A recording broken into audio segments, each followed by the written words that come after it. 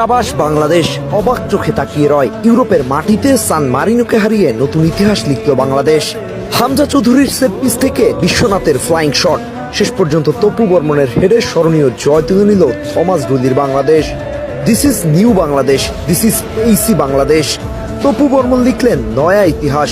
জোড়া গোল করে ইউরোপীয় ফুটবলে বাংলাদেশের পতাকা উঁচু করে ধরার নায়ক এই তপু বর্মন। পুরো বাংলাদেশকে আজ নতুন ইতিহাসের সামনে দাঁড় করিয়ে দিলেন থমাস ডুলি। ওহ বাংলাদেশ, কে জানতো ইউরোপের মাটিতে নতুন ইতিহাস লিখতে প্রস্তুত নয়া কোচ থমাস ডুলি। ম্যাচের শুরু থেকেই গোছানো ফুটবল খেলতে থাকে বাংলাদেশ। একের পর এক পাসিং ফুটবলের মহড়া সাজিয়ে বসে জামাল ভুঁইয়ার দল।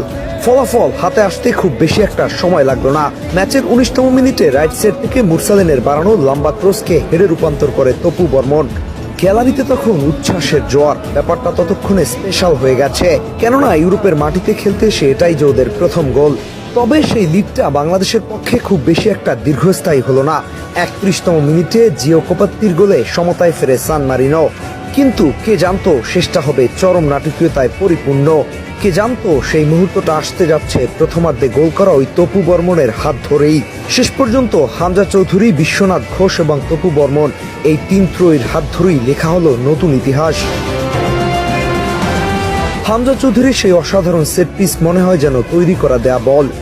অবশেষে বাংলাদেশের জয়, নতুন ইতিহাসের সামনে দাঁড়িয়ে বাংলাদেশের ফুটবল।